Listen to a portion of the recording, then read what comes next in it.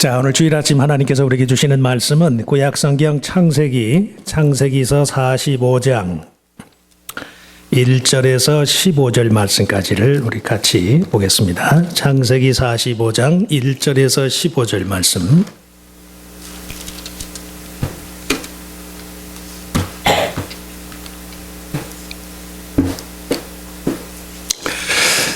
자, 조금 길지만 우리 같이 한번 한 목소리로 천천히 한번 같이 읽으시죠. 요셉이 시종하는 자들 앞에서 그 정을 억제하지 못하여 소리질러 모든 사람을 자기에게서 물러가라 하고 그 형제에게 자기를 알리니 때에 그와 함께한 자가 없었더라. 요셉이 방성되고 가니 애굽 사람에게 들리며 바로의 궁중에 들리더라. 요셉이 그 형들에게 이르되 나는 요셉이라. 내 아버지께서 아직 살아계시니까. 형들이 그 앞에서 놀라서 능히 대답하지 못하는지라. 요셉이 형들에게 이르되 내게로 가까이 오소서. 그들이 가까이 가니 가로되 나는 당신들의 아우 요셉이니 당신들이 애굽의 판자라. 당신들이 나를 이곳에 팔았으므로 근심하지 마소서. 한탄하지 마소서. 하나님이 생명을 구원하시려고 나를 당신들 앞서 보내셨나이다. 이 땅에 2년 동안 흉년이 들었으나 아직 5년은 기경도 못하고 추수도 못할지라. 하나님이 큰 구원으로 당신들의 생명을 보존하고 당신들의 후손을 세상에 두시려고 나를 당신들 앞서 보내셨나니 그런즉 나를 이리로 보낸 자는 당신들이 아니요 하나님이시라. 하나님이 나로 바로의 아비를 삼으시며 그 온 집의 주를 삼으시며 애굽 온 땅의 치리자를 삼으셨나이다. 당신들은 속히 아버지께로 올라가서 고하기를 아버지의 아들 요셉의 말에 하나님이 나를 애굽 전국의 주로 세우셨으니 내게로 지체 말고 내려오사 아버지의 아들들과 아버지의 손자들과 아버지의 양과 소와 모든 소유가 고센 땅에 있어서 나와 가깝게 하소서. 아직 5해가 있으니 내가 거기서 아버지를 봉양하리이다. 아버지와 아버지의 가속과 아버지의 모든 소속이 결핍할까 하나이다 하더라 하소서. 당신들의 눈과 내 아우 베냐민의 눈이 보는 바 당신들에게 이 말을 하는 것은 내 입이라. 당신들은 나의 애굽에서의 영화와 당신들의 본 모든 것을 다 내 아버지께 고하고 속히 모시고 내려오소서 하며 자기 아우 베냐민의 목을 안고 우니 베냐민도 요셉의 목을 안고 우니라. 요셉이 또 형들과 입맞추며 안고 우니 형들이 그제야 요셉과 말하니라. 아멘. 우리 성가대의 특성이 있겠습니다.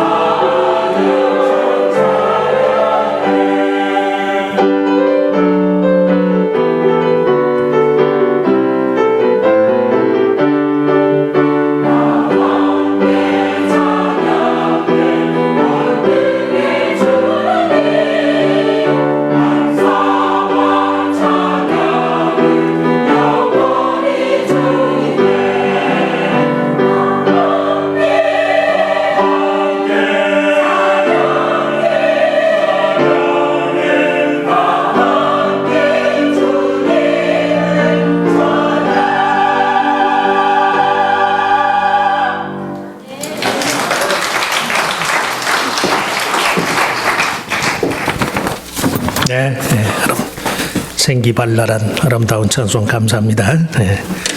찬송처럼 생기발랄해지시길 축원합니다. 날씨도 좋은데. 자, 우리 같이 읽은 말씀을 가지고 하나님의 큰 구원이라는 제목으로 잠깐 은혜를 나누고자 합니다. 단지 그 현실적인 어려움으로부터 건져냄을 받는 일과 우리의 삶의 궁극적인 차원에서 하나님의 구원을 경험하는 일은 결코 같은 것이 아니에요. 왜냐하면 하나님의 구원은 인간의 자기 본의적이거나 이기적인 동기에서 비롯되지 않기 때문에 미국도 좀 그렇지만 한국 사회에서도 믿는 사람이 너무 이기적이다, 자기만 안다. 그래서 사회에서 기독교가 욕을 많이 먹어요. 그러나 분명히 알아야 할 것은 구원은 이기적인 게 아니에요. 이기적인 마음의 동기에서 비롯되는 게 아니에요. 실제로 구원하시는 하나님의 행위를 가리킬 때 주로 구약 성경에서 사용되는 히브리 말의 이샤라는 동사는요, 온전케 한다, 모두를 온전케 한다, 충만하게 한다, 그런 뜻이에요. 하나님의 구원하심에 의해서 초래되는 더 넓고 더 깊은 차원에서 모두의 유익을 위한 고리요, 이게 바로 하나님의 구원의 의미예요.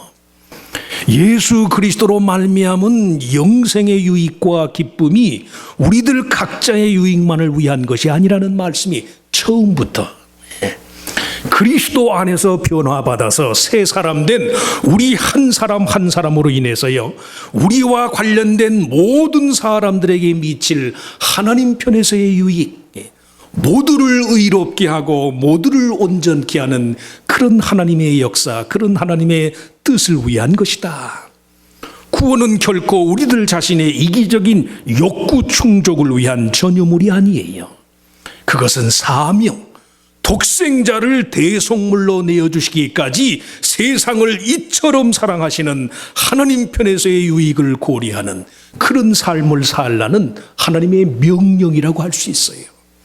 그래서 예수 안 믿을 땐 모르지만요, 예수 믿고 나면 사람이 부지런해져요. 사람이 열심을 다한다고, 열심을. 뭔가 하나님과 이웃에게 유익이 있어야만 할 것이기 때문에. 애초에 하나님의 구원을 사모한 우리들 각자의 마음의 동기와 목적이 무엇이었던 간에 상관없이 일단 하나님의 구원을 경험한 사람들은요, 무엇에든지 하나님 편에서의 삶의 취지와 목적을 의식하는 삶을 살아요. 오래전 자신을 팔아넘긴 그 형들을 대면한 자리에서 요셉이 한 말, 하나님이 생명을 구원하시려고 나를 당신들 앞서 보내셨나이다. 오늘 이 요셉의 말이 이런 하나님의 구원의 취지를 잘 반영해. 어찌 보면 요셉 자신의 파란만장한 삶의 여정 속에서요, 그 오랜 고난의 역경을 지나온 것이 자신을 그렇게 핍박하고 심지어는 죽이려고까지 했던 형들을 포함해서 가족 모두의 구원을 이루기 위한 것이라는 사실 때문에 인간적인 상실감을 가질 수도 있었을 거예요. 내가 그렇게 고생하고 내가 그렇게 형들에게 버림을 당했는데 내가 이렇게 수고하고 고생한 것이 저들의 유익을 위한 것이었나? 왜 이런 생각이 없었겠어요? 그러나 하나님이 하시고자 하는 일의 결말은요, 요셉 자신이 인정한 것처럼 첫째는 그 형들의 생명을 보존하고 그들의 후손을 세상에 두기 위해서, 또 둘째는 이방 나라임에도 불구하고 요셉으로 하여금 애굽 왕 바로와 애굽 사람들이 유익을 얻도록 하기 위해서, 그리고 마지막으로는요, 아버지 야곱과 그의 손자들 그리고 모든 소유물들의 안전을 지키기 위해서 하나님께서 요셉을 구원하셨다는 말씀이 그렇게 크고 오묘한 것이요, 하나님의 구원의 특성이에요. 그러므로 우리가 알아야 할 것은 첫 번째요, 하나님의 주권을 인정하는 것만이 하나님의 구원을, 하나님의 참된 구원을 경험하는 길이 된다. 내 삶에 하나님이 주인이시다. 내가 주인이 아니라 하나님이 주인이시다. 권사님들하고 교회 차를 타고 신방을 가면 어디로 가십니까? 운전수 마음대로지 뭐. 이리로 가야지요. 아니에요. 제 마음대로예요. 내가 운전하고 있는 이상 장로님들도 권사님들도 나를 따라와야만 돼. 어떡하겠어. 차를 얻어 타는 처지 할 수 없지 뭐. 가기 싫은데도 가야만 되고 만나기 싫은 사람도 만나야만 되고 마찬가지. 내 삶에 하나님의 주권을 인정하는 것만이 참된 하나님의 구원을 경험하는 길이 돼요. 요셉이 추구한 하나님의 축복과 구원의 의미는 확실히 그의 아버지 야곱이 추구했던 것과는 달랐어요. 야곱은 처음부터 자기 자신이 무엇인가를 획득하고 쟁취해야 한다고 생각했던 반면에 요셉은요, 자신의 삶을 통해서 하나님께서 이루시고자 하는 것이 잘 이루어지기를 바라는 그런 삶을 살았다는 말씀이에요. 그래서 야곱이라는 이름의 뜻은 뭐라고 그랬죠? 움켜쥔다. 요셉은 하나님이 더하신다. 하나님이.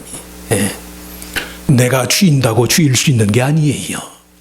내가 억지를 부린다고 그래서 그게 내 것이 되는 게 아니에요. 하나님이 더해 주셔야만 돼. 믿으시기 바랍니다. 하나님이 더해 주셔야만 된다고.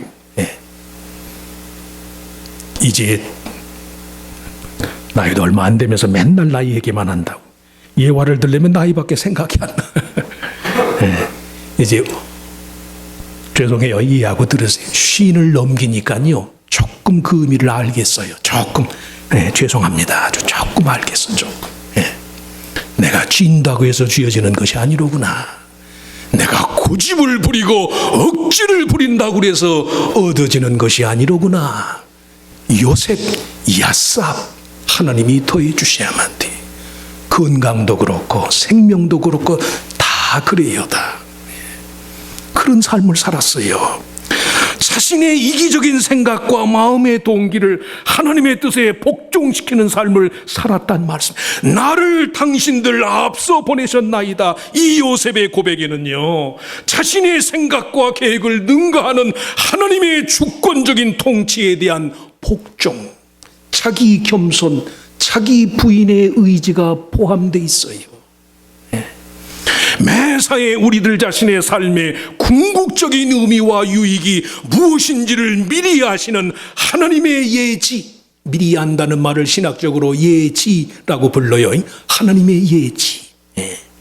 하나님의 전능하심에 대한 인정이 있어야 한다는 말씀이에요. 우리들 각자의 인생 경험이 아무리 풍부하다 할지라도 우리의 창조주가 되시는 하나님의 예지의 능력과 하나님의 역사의 범위를 능가할 수가 없어요.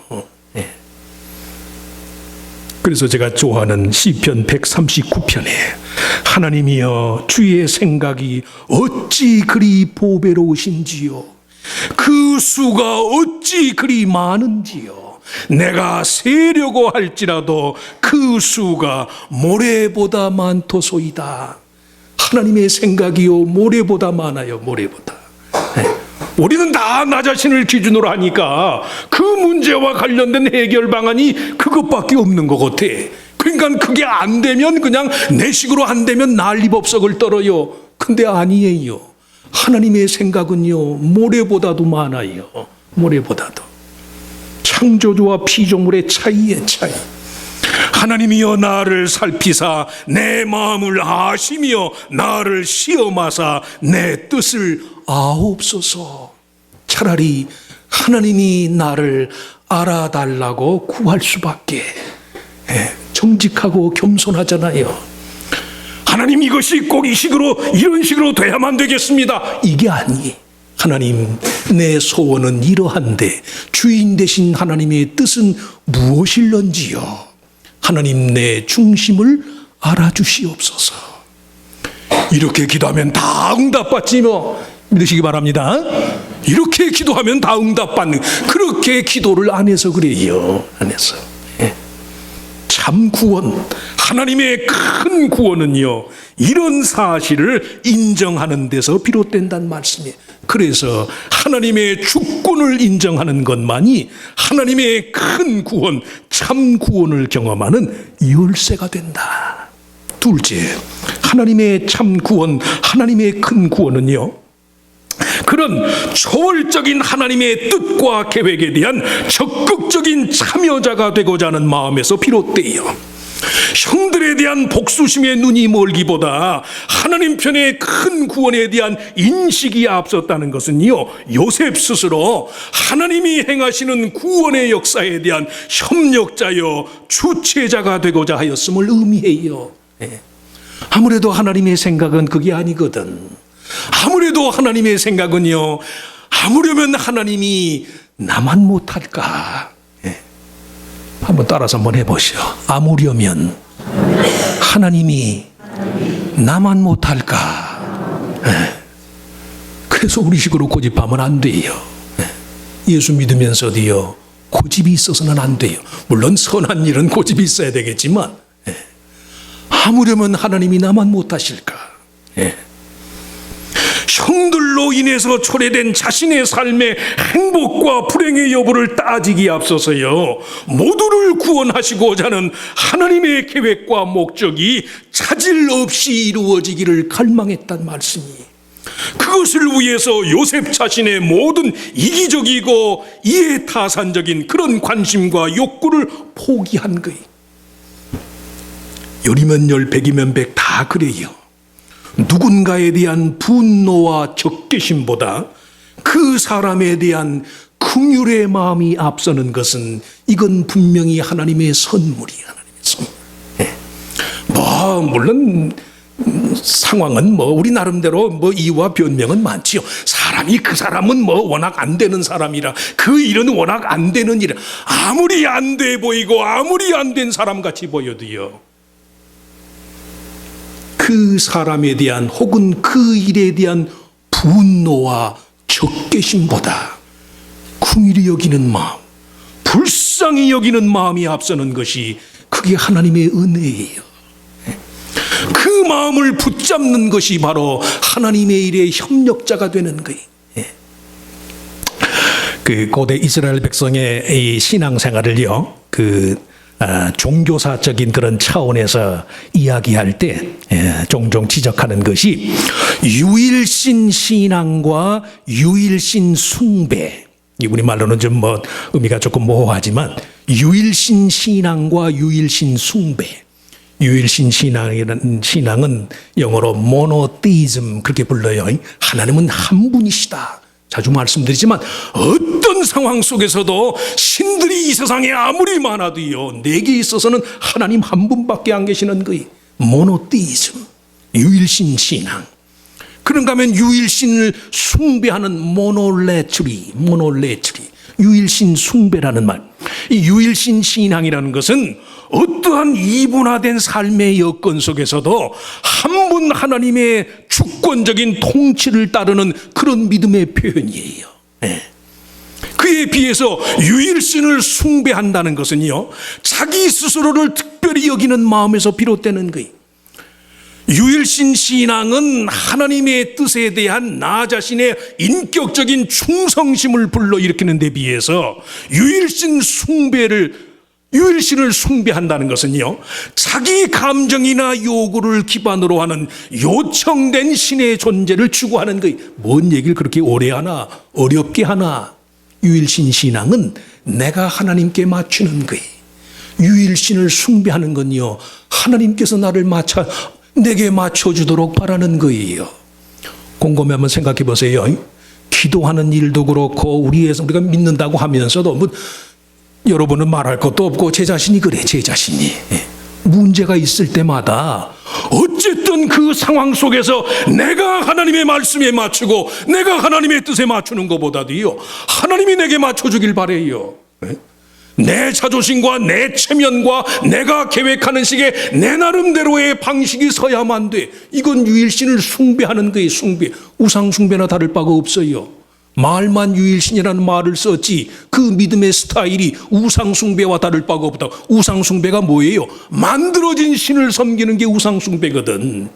유일신 하나님을 섬기는 것은요, 하나님께 대한 인격적인 충성을 말해요. 신앙을 유일신 신앙으로 하지 않게 되면 믿으면서도 하나님을 제 마음대로 재단을 해요. 하나님의 뜻을 제 편의와 제 마음대로 입맛대로 신앙생활은 아니에요. 기독교는 유일신 신앙이에요. 유일신 신앙. 네. 이스라엘 백성을 통한 하나님의 구원 역사의 진행 과정을 보면 뭔가 초월적인 하나님의 뜻과 계획이 이루어지는 소위 결정적인 순간에는 항상 그 양자 간에 충돌을 해요. 유일신 신앙을 따를 것인가, 유일신을 숭배하는 것처럼 그렇게 믿음 생활을 할 것인가, 그 두 가지가 충돌한다고. 네. 야곱의 몸을 통한 이스라엘 12지파의 조상들을 형성해가는 이 결정적인 순간에요, 만일에 요셉이 유일신 신앙의 구현자가 아니고 형제들 간의 시기와 반목에 대해서요, 요셉이 형들을 용서치 못하고 형들을 다 해하기라도 했었더라면 이스라엘 12지파가 어떻게 설 수 있었겠어요? 하나님은 비록 비참하고 비극적인 사건이긴 하지만 요셉을 애굽의 종으로 팔려가서 애굽의 총리 대신이 되게 해서요, 그 가뭄과 기근의 때에 이스라엘 민족을 살리시고 애굽 땅 변방에서 비로소 이스라엘 민족을 이루어서 12지파의 종족으로 하나님은 그렇게 세우시고자 했는데, 만일에 요셉이 사사로운 감정에 사로잡혀서 형제들의 죄악을, 형제들의 잘못을 용서치 않았더라면 그 모든 일이 수포로 돌아갈 뻔했잖아요. 서로를 탓하는 식의 그런 마음가짐을 가졌더라면 이스라엘의 회복과 일치는 영영 없어지고 말았을 것이라는 그런 말씀이, 그래서 우리의 믿음이요, 유일신을 숭배하는 것으로는 안 돼요. 유일신 신앙을 가져야 돼. 하나님이 변하시기를 기대해서는 안 돼요. 누가 변해야 돼요? 내가 변해야 돼. 내가. 그러실 수 있길 바랍니다. 잘못된 줄 알았으면, 그게 아닌 줄 알았으면, 그렇게 해서는 안 된다는 사실을 깨달았으면요, 내가 바뀌는 거예요. 내가. 예. 피차 물고 뜯다가는 어떻게 다 죽는 수밖에 다. 예. 요셉에 관한 이야기를 이스라엘 역사의 후반부 바벨론 포로기를 배경으로 해서 요셉에 관한 이야기를 이해하면 그 의미의 소중함이 훨씬 더해요. 이방 땅 바벨론 70년 포로 생활을 하면서 만일에 이스라엘 민족이요, 요셉이 그 억울한 처지 가운데도 형들과 화해해서 하나를 이루었다는 그 사건에 대한 교훈이 없이 만일에 요셉이 영원토록 형들과 등을 졌더라면, 그렇지 않아도 이방 땅 바벨론 포로 생활을 하는 것도 서러운데 그들 가운데 화해와 일치가 없다면 이스라엘 민족의 삶이 얼마나 불행했겠어요. 얼마나. 저와 여러분의 삶도 마찬가지예요. 우리 태인이 사모님처럼 하나님이 은혜를 주셔서 100세까지 사시는 분도 물론 계시겠지만 70, 80 평생을 사시는 동안에 사람이요, 그 귀하고 그 사랑스럽고 그 좋은 사람이 한평생 살다가 이 세상을 떠나야만 하는 것도 아쉬운 판인데, 저의 삶의 자취가 증오와 미움과 분쟁으로 얼룩진 것이라면 얼마나 그 인생이 비참해요. 얼마나. 어차피 사라지고 말 세상, 어차피 한 번 피었다가 지고 말 인생이라면 아름다운 기억, 아름다운 불쌍히 여기는 마음, 문제가 없다는 것이 아니라 문제가 있음에도 불구하고 그 문제의 한복판에서 서로를 끌어안고 울며 함께 부둥켜 안을 수 있는 이 믿음, 이 삶이요, 우리로 하여금 하나님의 구원을 경험케 한다는 말씀이에요. 그래서 야곱은요, 형제들을 용서해요. 요셉이 마음씨가 좋아서가 아니에요. 요셉이 이젠 형편이 달라졌으니까, 애굽의 총리 대신이 됐으니까 이제 형편이 달라졌으니까 여유로워서 그랬겠지, 여유로워서가 아니에요. 처음부터 그것이 그렇게 하는 것이 하나님의 뜻인 줄 알았던 거예요. 그런 뜻에서요, 몸은 비록 포로기에 처할지라도 하나님께 대한 믿음만큼은 이 세상의 이치나 인간의 자기 본의적인 욕심에 매이지 않기를 바라는 이 요셉의 선택이야말로 영적 자유인의 선언과도 같은 것이다.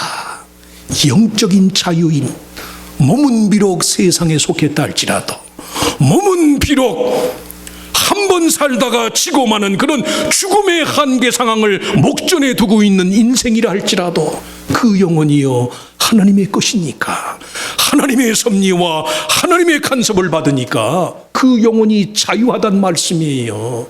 그래서 육체의 원리를 따라서 사는 삶의 원리에 매이질 않아요. 용서하는 거예요. 잊어버리는 거예요. 하나님께 맡기는 거예요. 원수 갚는 것까지도 하나님께 맡기는 거예요. 마지막으로 하나님의 큰 구원은요, 매사에 하나님에 의한 새로운 미래의 가능성, 새로운 미래의 가능성을 전제로 하는 데서 비롯돼요. 희망, 소망, 기대 다 여기에 속한 말. 동생인 요셉의 정체를 미처 알지 못한 채 처량한 몰골로 요셉의 은혜를 구하는 그 형들의 비극은요, 그들 스스로 미래의 변화와 개선의 여지를 찾을 수 없었다는 데 있었어요. 반면에 두려움에 떠는 형들을 향하여서 안심시키면서 근심치 말고 한탄하지도 말라고 당부하는 이 요셉의 모습은요, 하나님의 큰 구원을 기대하는 자로서 저가 새로운 미래로 진입하였다는 것을 보여준다는 말씀이, 불행한 과거의 기억으로부터의 단절은 물론이지만 그들 모두의 유익을 위해서 일하실 하나님의 새로운 미래에 대한 기대와 희망의 마음가짐을 표현한 것이에요. 미래를 믿는 사람만 현재로부터 자유로울 수가 있어요. 그렇잖아요. 그러실 수 있길 바랍니다. 미래가 보장된 사람들이라야만 오늘 현실의 삶에 여유가 있다는 말씀이에요. 여유가.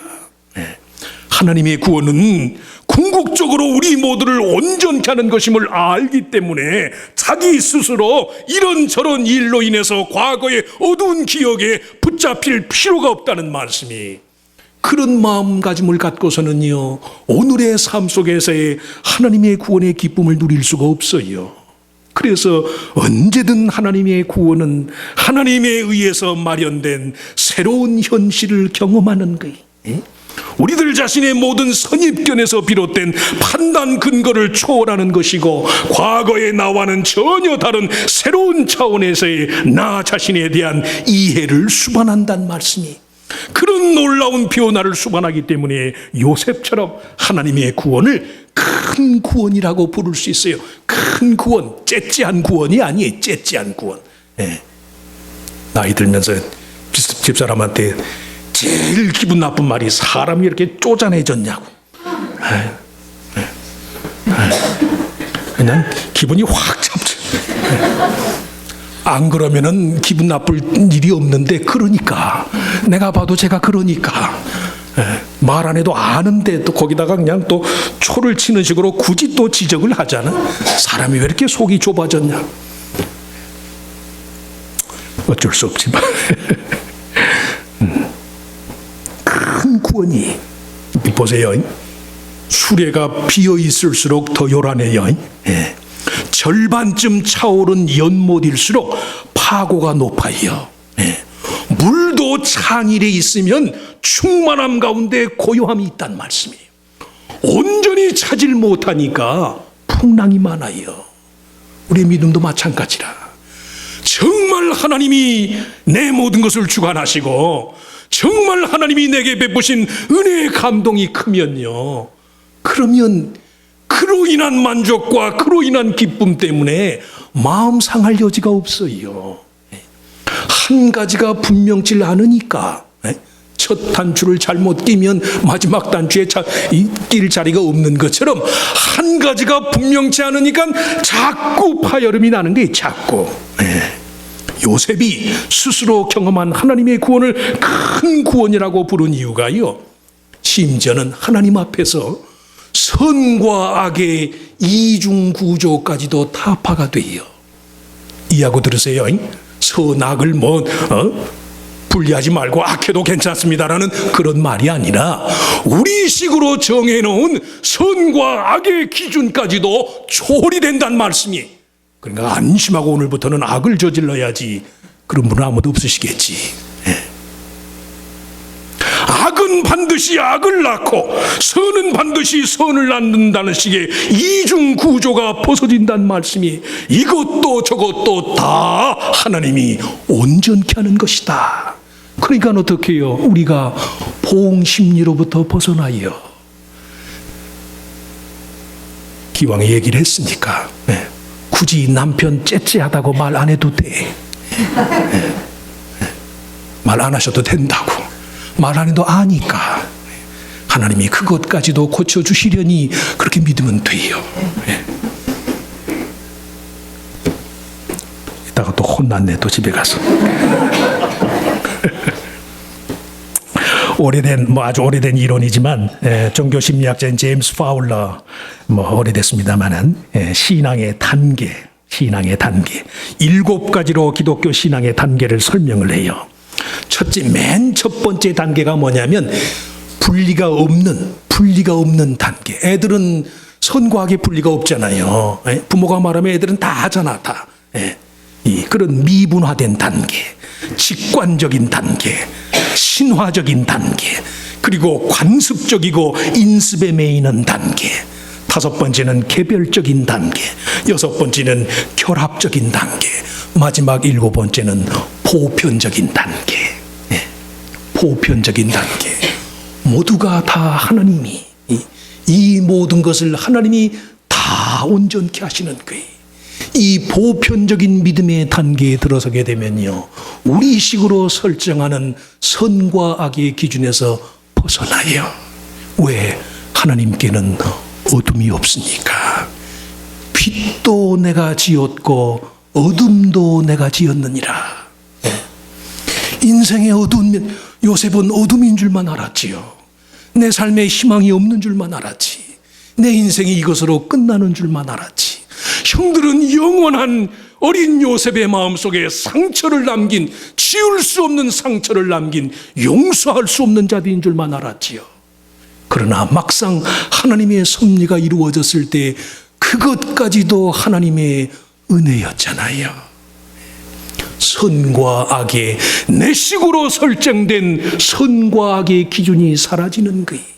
인간의 의무는 다만 하나님을 네 목숨을 다해서 사랑하고 네 이웃을 내 몸과 같이 사랑해라. 선을 향한 갈망, 사랑이라는 이름으로 사랑을 주어야만 하는 삶, 이것만이 인간의 도리예요.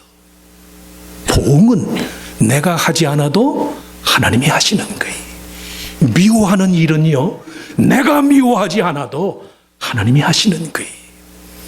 정말로 하나님이 내 인생의 주인이라는 사실을 알면 우리는 그 주인 대신 하나님의 성품을 따르는 것만이 저와 여러분의 의무예요. 이 보편적인 모든 것이 하나님의 은혜고 모든 것이 하나님의 섭리라는 그런 믿음의 단계에 들어서게 되면요, 미워할 사람이 아무도 없어요.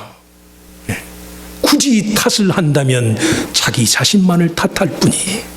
하나님의 뜻을 알지 못하고 하나님의 온전하신 만큼 온전치 못하는 나 자신을 탓할 뿐이에요. 요셉 자신의 인생 역정을 고려할 때도 그리할진대 하물며 하나님이 그의 독생자를 대속물로 내어주시기까지 하면서 이룩한 십자가의 구원이 얼마나 크고 위대한 구원이 될런지, 그리스도의 보혈의 공로를 통해서요, 친히 그의 소유된 우리들 모두에 대한 하나님의 구원은 분명히 요셉이 말한 것처럼 큰 구원이에요. 큰 구원. 아무도 미워할 자가 없고 아무도 등 돌릴 자가 없고 아무도 내팽개칠 자가 없이 다만 하나님의 뜻을 쫓아서 사랑하고 용서하고 보듬어야 할 대상이라는 말씀이, 하나님의 구원을 크게 경험하실 수 있기를 축원합니다. 째째한 구원 말고 큰 구원을 받아서 삶의 스케일이 예수님처럼은 못 되더라도 예수님 흉내는 낼 수 있는 큰 나량과 용서와 화해로 일관되는 그런 하나님의 큰 구원의 수혜자들이 다 되시기를 주님의 이름으로 축원합니다. 축원합니다. 하나님, 십자가의 구속의 약속을 통해서 우리에게 주신 하나님의 구원이 얼마나 큰 것인지, 하나님 당신 자신이 죽임을 당하는 것보다도 더 고통스러울 외아들의 대속의 죽음을 묵묵히 지켜보시면서 그 아들의 죽음으로 인간의 모든 죄와 허물을 사하시고자 하였던 그 하나님 아버지의 마음, 그 하나님 아버지의 완전한 구원의 의지, 그 하나님의 열심에 힘입어서 우리가 죄 사함 받아 하나님의 자녀가 되었습니다. 이 귀한 하나님의 구원을 내 성도로서의 내 삶의 가장 강력한 에너지의 원천으로 삼는 저희들 모두가 되게 하여 주시옵소서. 이것만이 나의 지혜요, 정말로 이것이 인생을 값지게 하는 것이라는 부의 원천이고 생명의 원천이고 행복의 원천이 바로 하나님의 구원하심, 하나님의 사랑이라는 사실을 깨닫고 우리도 당신의 큰 구원을, 당신의 큰 용서와 사랑과 화해와 일치를 가정에서, 직장에서, 인간관계에서, 이 사회 속에서 실천해 나아가는 하나님의 큰 구원을 경험한 믿음의 사람들로의 삶이 되게 하여 주시옵소서. 다가오는 한 주간도 이 믿음으로 승리할 수 있게 하시고 나의 구원자 되신 하나님의 은총을 감사 찬양하면서 주의 자녀로서의 빛나고 복된 삶을 살 수 있도록 은혜를 더하시기를 바라옵고 감사하며 우리 주님 예수 그리스도의 이름으로 간절히 기도하옵나이다. 아멘. 자리에서 일어나셔서 우리 주기도문 성가